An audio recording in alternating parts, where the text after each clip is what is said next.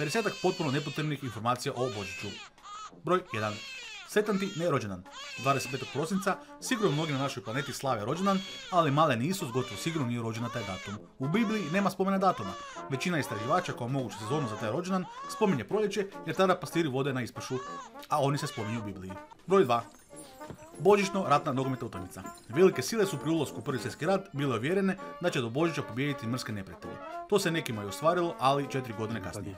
Za prvi ratni Božić 1914. godine vojnicima je bilo dosta rata, pa su na nekoliko mjesta na zapadnom bojištu francuski, engleski i njemački vojnici izašli na ničiju zemlju. Ta su mini primjera poslužila za pokapanje mrtvih, razmjenu zarobljenika, razmjenu cigareta i sličnih sitnica, a neki su zaigrali i nogometne utakmice. U narednim danima su se opet pokušali pobiti do kraja. Broj 3. Pisac Washington Irving postavio je svoj trak s 2 književna lika. Prvi je bezglavi konjanik, a drugi u nizu čudnih likova je Sveti Nikola, koji nebom juriša u kolima bez očitog pogona. Nakon njegove priče iz 1819. godine, ideja o djerici koji juri nebom je postala silno popularna diljem svijeta. Broj 4. Kao i mnogi drugi likovi, sop sa crvenim nosićem plod je reklamne kampanje. Rudolf je bio dio reklame koja je 1939. godine trebala namamiti što više kupaca u robnu kuću Montgomerya Warda. Broj 5. Astronaut Wally Schirra je 15. prosinca 1965. godine zaprepastio kontrolu leta u Houstonu izvještajem da vidi neki nepoznati leteći objekt u orbiti Zemlje. Poslušajte snimku.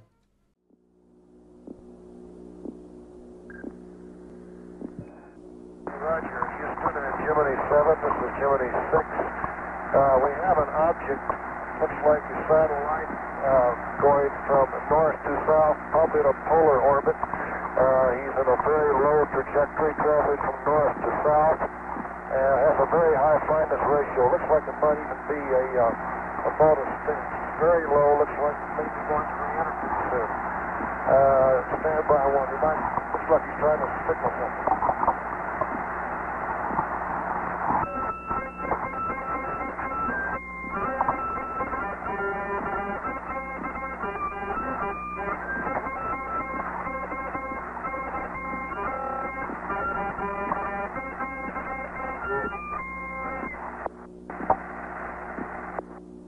We got him too, 6.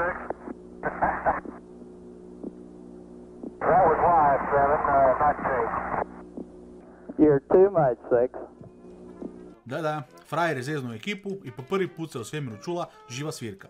Zvončić je odsvirao na usnoj harmonici. Danas je ta harmonika u muzeju.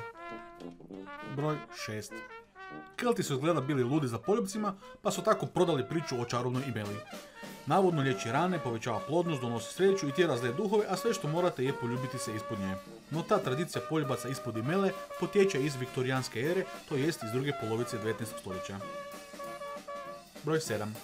Još prije kršćanstva, stari su Germani zimi ukrašavali zimzeleno drveće. Prva okrašena božićna drvca, kakva su nam danas poznata, pojavila su se u 17. stoljeću u Strasburu. Broj 8.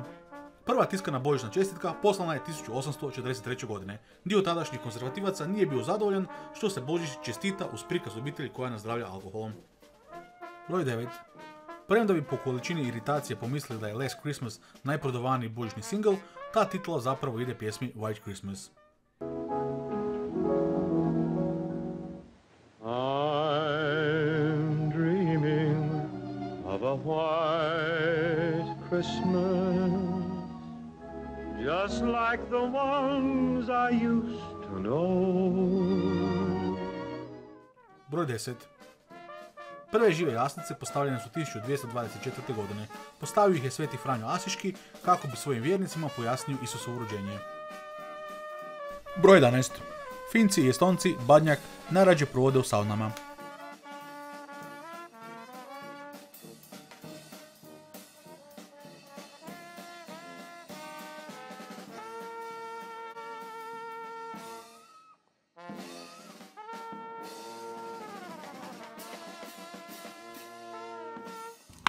Broj 12. Vrijeme prije Božića je u Guatemali najbolje vrijeme da se u kvartu skupi i zapali smeće. Oh my God, who the hell cares?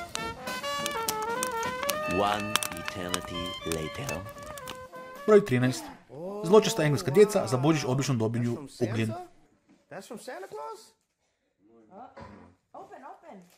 Well, why are you looking at me for? Let's see what Santa Claus brought you. Wait, not like that. Gotta open it hard, go. What is it? Oh my gosh, it is cold, is it? Jaden. You didn't get any. He got you cold? No. You didn't get any presents? Oh, so you weren't good? Banana-tastic! Almost there, Charlie! Broj 14. Indijci u nedostatku zimzelenih jelki u božićno vrijeme ukrase drvo banane.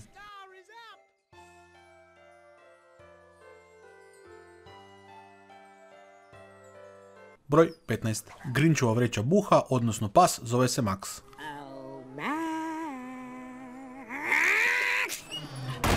So he called his dog Max. Then he took some red thread and tied a big horn on top of his head.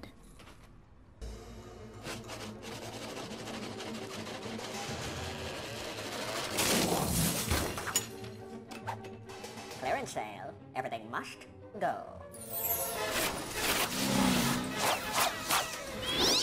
Broj 16.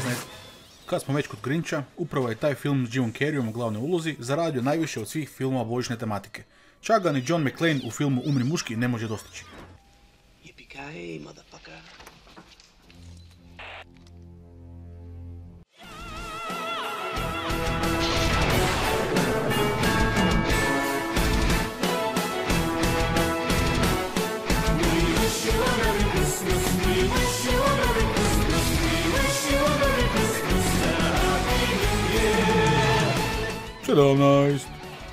Sluge su pjevajući u Wish You a Merry Christmas u 19. stoljeću od gospodara tražili alkohol i neće otići dok ga ne dobiju.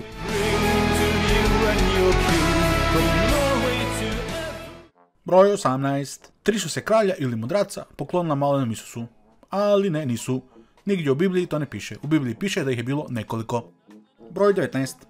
U jaslicama obično imamo Isusa, Mariju, Josipa, pastire, ovce i druge živine, no neki Španjolci, Portugalci i Italijani uz te klasične likove dodaju još jednog vrlo posebnog. On je spuštenih hlača i obavlja nuždu. Zovu ga Kaganer ili ti ga po naški Srolju. Broj 20. Naš stari sveti Nikola nije samo zaštitnik djece, već je prema legendi i onaj koji diže zombije. Kažu da su troje djece neki razbojnici ubili, narezali i ukiselili, a Nikola ih je čudesno sastavio i oživio. Živjeli zombiji!